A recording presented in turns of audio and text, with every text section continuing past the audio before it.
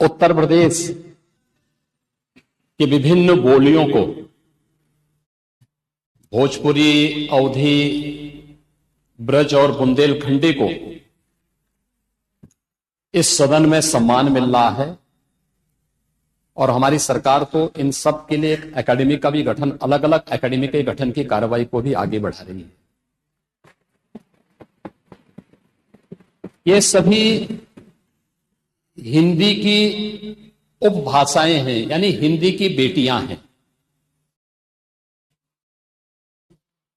भाषा की समृद्धि के आधार है और हमें इसका स्वागत करना चाहिए। ये सदन साहित्य केवल विशुद्ध साहित्यिक और व्याकरण से के विद्वानों की नहीं है, आम जन का प्रतिनिधित्व करने वाले माननीय सदस्य समाज के विभिन्न तबके से आए हैं। अंतिम पायदान पर बैठे हुए व्यक्ति की आवाज को भी इस सदन में मुखरता मिले, इसके लिए अगर किसी को हिंदी में वह धारा प्रवाह नहीं बोल सकता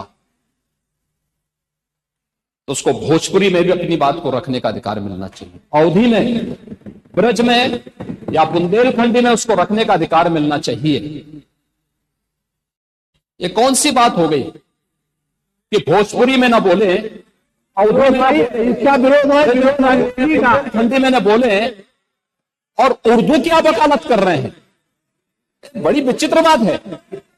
आप मुझे बताइए, मैं इसीलिए कहता हूं कि आप समाजवादियों का चरित्र ही इतना दोहरा हो चुका है, इतना दोहरा हो चुका है कि अपने बच्चों को भेजेंगे इंग्लिश पब्लिक स्कूल में और दूसरों के बच्चों को बोलेंगे कि एक गांव के उस विद्यालय में पढ़े जहां संसाधन भी नहीं है। ये दोहरा आचरण और जाकी रही भावना जैसी प्रभु मोर भी देखी तिन तैसी, यह तो आचरण आप लोगों का है।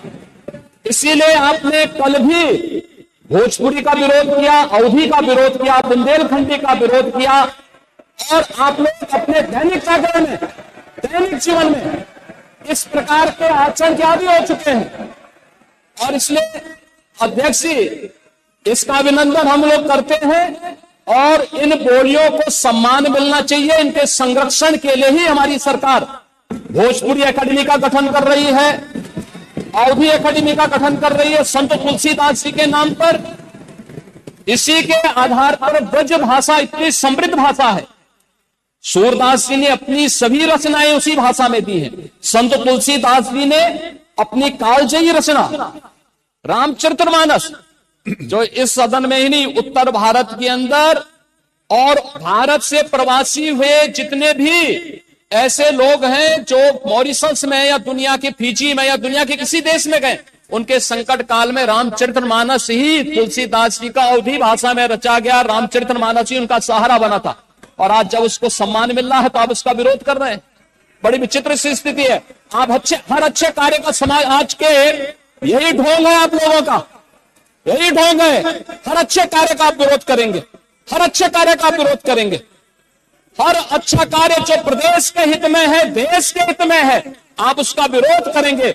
और मुझे लगता है इस प्रकार के विरोध की निंदा होनी चाहिए और हम इसका समर्थन करते हैं जो उत्तर प्रदेश की बोलियों को सम्मान मिल रहा है।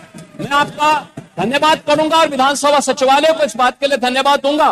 कल हम लोगों ने यहां पे इसका शुभारंभ किया, समाजवादी पार्टी ने उसका विरोध किया है और मुझे लगता है कि प्रोसीडिंग का हिस्सा होना चाहिए। इनको समाज के सामने एक्सपोज करना चाहिए। अपने बच्चों को ये लोग पढ़ाएंगे इंग्लिश स्कूलों में और दूसरे के बच्चे के लिए अगर वो सुविधा सरकार देना चाहते हो, कहते नहीं उर्दू पढ़ाओ इसको, यानी उसको मौलवी बनाना चाहते हैं, कठबुल्ला पर की ओर इसको ले जाना चाहते हैं। ये नहीं चल सकता।